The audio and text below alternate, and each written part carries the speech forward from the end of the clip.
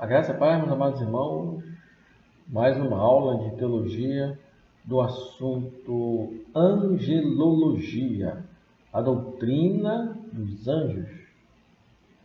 Falar sobre os anjos são criaturas de Deus, os anjos são criaturas superiores aos homens e a classificação dos anjos. Angelologia é a matéria teológica que estuda sobre os anjos. A importância de nossas crenças sobre a pessoa e a ação dos anjos consiste, primeiro, no fato de que eles, confirmados na obediência a Deus, terem sido designados como espíritos ministradores em benefício dos que hão de herdar a vida eterna. Em Hebreus 1:14. Depois, porque todos eles, até os que caíram com Satanás no princípio, terão um papel decisivo nos eventos e terão lugar no futuro. Os anjos são protagonistas de grandes eventos nas Escrituras, no cumprimento de suas funções e atividades, em submissão à obediência de Deus Todo-Poderoso. Salmo 103:20. Do Gênesis ao Apocalipse, as atividades angelicais são tão intensas que os anjos são citados cerca de 300 vezes nas páginas da Bíblia.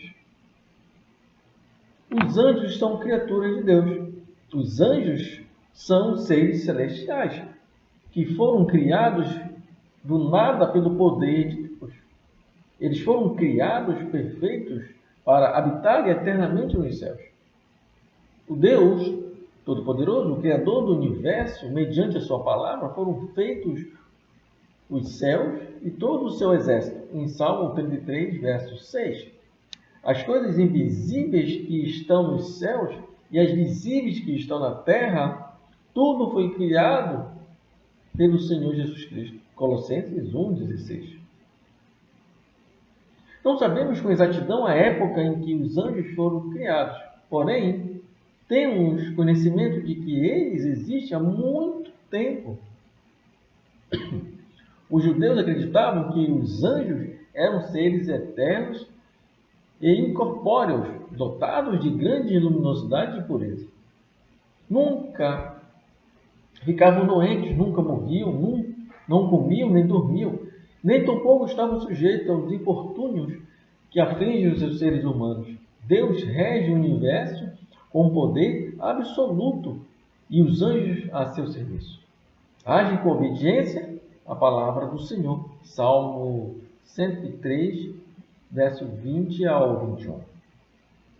Os anjos são criaturas superiores aos homens. Apesar dos seres celestiais, perfeitos, puros, poderosos, eternos, eles reconhecem que são criaturas e não admitem ser adorados pelo homem, porque somente Deus é digno de ser adorado. Apocalipse 19, verso 10. Embora na Bíblia sejam descritos como varões, os anjos na realidade não têm sexo e não propagam a sua espécie. Em Lucas 20, de verso 34 ao 35. E não podem gerar. E mesmo em Lucas, só que agora no verso 36. Os anjos são espíritos diferentes dos homens, não estando limitados às condições naturais e físicas. Os anjos não possuem um corpo carnal material como forma humana, mas um corpo espiritual, que é acompanhado de luz e de glória celestial. 1 Coríntios 15, verso 44. O aspecto dos anjos que anunciou a ressurreição de Jesus Cristo era como um relâmpago, Mateus 28, verso 3. Os anjos aparecem e desaparecem quando querem e se movimentam uma velocidade incalculável. Porém, apesar dos anjos serem puramente espíritos, eles têm o poder de assumir forma de corpos humanos para se tornarem visíveis ao sentido do homem a quem Deus quer revelar propósito específico. Gênesis 19, verso 1 ao 3. Os anjos estão sujeitos à morte, são imortais, foram criados num estado perfeito para viver eternamente. Lucas 20, verso 34 a 36. O anjo que aparece no sepulcro de Jesus tinha um aspecto como de um mancebo, embora tenha existência há milhares de anos atrás. Marcos 16:5, sobre a sua quantidade, a Bíblia diz que são milhares de milhares e milhões de milhões. Daniel 7:10, Mateus 26:53, Lucas 2:13 e Hebreus 12:22. A classificação dos anjos. Quanto à sua classificação, existem várias graduações de autoridade entre os anjos correspondentes às suas diferentes funções no céu. Alguns anjos desempenham funções de grande responsabilidade junto ao trono de Deus, cooperando na administração divina. Outros são encarregados de serviço de administração de Deus quanto ao atendimento ao homem e ao mundo inteiro, servindo a favor daqueles que hão de herdar a salvação. Em Hebreus 1, verso 14, Daniel 3, verso 28 e Gênesis 19, verso 16. Os arcanjos. Miguel é mencionado como arcanjo, o anjo principal. Ele aparece como o anjo protetor da nação israelita, em Daniel 12, verso 1. O nome Miguel significa quem é semelhante a Deus. Desde que Satanás desejou ser semelhante a Deus, o arcanjo Miguel, cujo nome lhe traz a honra de defender a glória que pertence unicamente ao Senhor. É sempre citado em confronto com o diabo. Talvez o fato de ser designado por Deus para cuidar da expulsão de Satanás no céu. Miguel sempre aparece em peleja contra o inimigo de Deus e defendendo a Israel, o povo escolhido de Deus. Apocalipse 12, versos 7 ao 10 e Daniel 12, verso 1. De acordo com a Bíblia, Miguel é um dos primeiros príncipes, em Daniel 10, verso 13, o que sugere a existência de outros príncipes de destaque no céu. A maneira pela qual Gabriel é mencionado também indica que ele é uma das classes muito elevada. Ele está diante da presença de Deus e eles são confiados a mensagem mais elevada, importância com relação ao reino de Deus.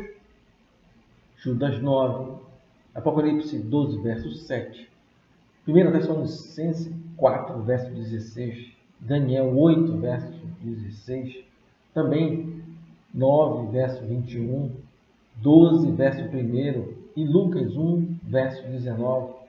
Gabriel foi o portador da mensagem a Zacarias sobre o nascimento de João Batista, o precursor de Jesus, em Lucas 1, verso de 11 a 19.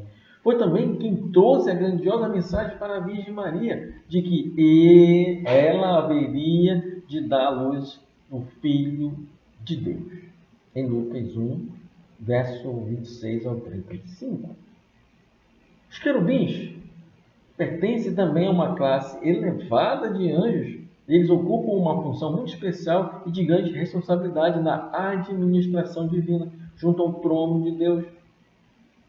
A Bíblia afirma que Deus está entronizado entre os querubins, em Salmo 99, verso 1.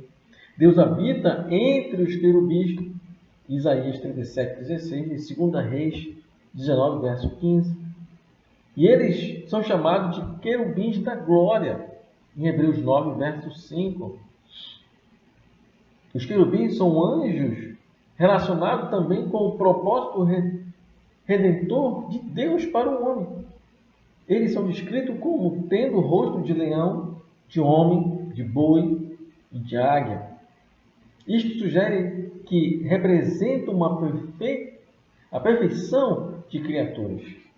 Força de leão, inteligência de homem, rapidez da águia e serviço semelhante ao que o boi presta.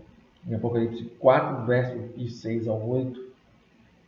Já em Gênesis 3, 24, provavelmente foi a primeira vez que vieram querubins à terra para proteger o acervo e a árvore da vida do Jardim do Éden. A grande importância dos querubins no conceito divino se observa no fato de que Deus ordenou que fosse feito 2 querubins de ouro numa só peça para fazerem parte do propiciatório que ficava acima da aliança. Êxodo 25, verso 19. O lugar mais sagrado e do culto divino no Antigo Testamento. Deus também mandou que fosse bordado querubins em obra-prima sobre o véu. Êxodo 26, 31. Bem como as cortinas do tabernáculo, em Êxodo 26, verso 1. Os serafins, outra classe angelical, são mencionados apenas em Isaías, capítulo 6, versos de 1 ao 6. Pouco se sabe a respeito deles. Segundo alguns estudiosos do assunto, eles constituem a ordem mais elevada dos anjos, e a característica que se distingue é um ardente amor para com Deus. A palavra serafim significa ardente. O nome deles indica uma alta patente. Os serafins têm 3 pares de asas, com 2 voam, com 2 cobrem o rosto, em reverência diante de Deus, e com 2 cobrem os pés, para que as suas próprias obras não apareçam. Eles sempre clamam uns aos outros, dizendo: Santo, Santo, Santo é o Senhor dos Exércitos. Principados e potestades que a Bíblia menciona são classificados de governos e domínio. A Bíblia parece ensinar que cada nação tem o seu anjo protetor, o qual se interessa pelo bem-estar da mesma, conhecido como os anjos das nações, um principado. Um pequeno estado independente cujo soberano tem o título de príncipe, já a potestade é a própria autoridade constituída, é aquele que tem o poder para exercer certas funções. A Bíblia faz referência a 2 tipos de potestades, as do céu e a da terra. Os principados e potestades da terra têm o domínio sobre os homens. Paulo recomenda a submissão total, reconhecendo que essas potestades foram constituídas por Deus em Romanos 13, de 1 ao 4. Ou seja, os governos humanos constituídos pelo próprio Deus em relação aos principados e potestades do céu, anjos com autoridade e poder. Paulo ordena que coloquemos a armadura espiritual e entremos em luta contra os principados e potestades do mal, em Efésios 6, versos 10 ao 17. Ou seja, são dominadores invisíveis e hostes infernais da maldade que se opõem aos governos humanos, estabelecidos nas nações, manipulando-o para fazerem o mal, e são inimigos mortais da igreja do Senhor Jesus Cristo na terra. A felicidade da igreja é saber que Cristo está assentado à direita do Pai, acima de todo principado e poder e potestade e domínio e todo nome que se nomeia, não só neste século, mas no vindouro. Efésios 1, do verso 20 ao 21. O profeta Daniel faz referência a eles. Havia um príncipe angelical sobre os persas. Daniel 10, verso 13. Havia também um príncipe angelical sobre o governo da Grécia. Em Daniel 10, verso 20. Os judeus estavam sob a autoridade do principal do arcanjo, o Miguel. Em Daniel capítulo 10, verso 21. E também 12, verso 1. Era tempo de que os judeus regressarem do cativeiro E Daniel dedicou-se a orar e jejuar pela sua volta. Depois de 3 semanas, um anjo apareceu e deu razão da demora. Do fato de que o príncipe ou o anjo da Pérsia havia se oposto à volta dos judeus. O anjo lhe disse que a sua petição para o regresso dos judeus não tinha quem o apoiasse, a não ser Miguel, o príncipe da nação hebraica. O príncipe dos gregos também não estava inclinado a favorecer a volta dos judeus. Entretanto, Miguel estava pelejando com aquele mensageiro celestial, provavelmente Gabriel, para que os judeus retornassem do cativeiro. A palavra do Novo Testamento para principados pode referir-se a estes príncipes angelicais das nações. O termo é usado tanto para anjos bons como para anjos maus. Nós temos em Daniel 9, de verso de 1 ao 2, 10, verso 13, 20 ao 21, Efésios 3, 10, Efésios 6, 12 e Colossenses 2, 15. Na antiga aliança, Israel vivia sobre o principado de Miguel, o arcanjo. Entretanto, na nova aliança, a igreja vive sob o governo de principado do próprio Senhor Jesus Cristo. Em Efésios 1, do verso 22 ao 23, e Efésios 3, verso 10. Tanto na antiga e na nova aliança, os anjos foram personagens importantes e continuam sendo espíritos ministradores enviados para servir a favor daqueles que hão de herdar a salvação. Hebreus 1, 14. Lembrando que do Gênesis ao Apocalipse, os anjos de Deus atuam em favor do seu povo eleito. Agradeçamos ao nosso bondoso Deus pela existência dos anjos eleitos e valorosos em poder, os quais nos ajudam, nos acompanham no nosso dia a dia, livrando-nos do mal e nos guardando de todos os nossos caminhos. Salmo 34, 7 e também Salmo 91, 11. Amém.